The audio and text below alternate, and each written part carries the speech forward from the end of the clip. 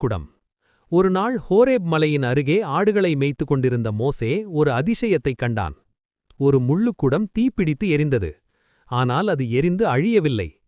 மோசே அருகே சென்றான். அப்போது ஒரு குரல் கேட்டது.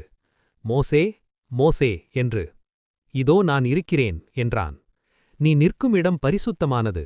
உன் செருப்புகளை கழற்று என்றார். அது தேவனுடைய குரல். தேவன் சொன்னார், என் ஜனத்தின் அழுகுரலை நான் கேட்டேன். நீ அவர்களை எகிப்திலிருந்து விடுவிக்க வேண்டும் என்றார். அதற்கு மோசே பயந்தான். நான் யார்?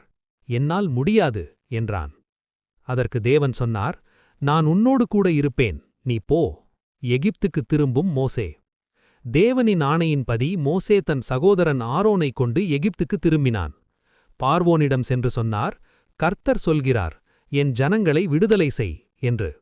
அதற்கு பார்வோன் சிரித்தான். உங்கள் தேவன் யார் என்று கேட்டு அவன் மறுத்தான். அப்போது தேவன் எகிப்தின் மீது 10 பேரழிவுகளை அனுப்பினார். 1. நைல் நதி நீர் இரத்தமாக மாறியது.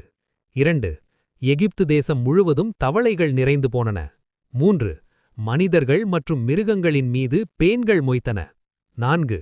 வீடுகள் முழுவதும் வண்டுகளால் நிறைந்தன. 5. எகிப்தியர்களின் கால்நடைகள் அனைத்தும் இறந்தன. 6. மனிதர்கள் மற்றும் மிருகங்களுக்கும் உடலில் கொப்புளங்கள் உண்டானன. 7. பயிர்களையும் மரங்களையும் அழிக்கும் அளவுக்கு பெரிய கல்மழை பெய்தது. 8. எஞ்சியிருந்த செடிகொடிகளை வெட்டுக்கிளிகள் அழித்தன. 9. 3 நாட்களுக்கு எகிப்து முழுவதும் அடர்ந்த இருள் சூழ்ந்தது. 10. பார்வோன் முதல் அடிமை வரை எகிப்தியர்களின் தலைச்சென் பிள்ளைகள் அனைவரும் இறந்தனர். இதற்குப் பிறகே பார்வோன் இஸ்ரவேலர்களை போக அனுமதித்தான்.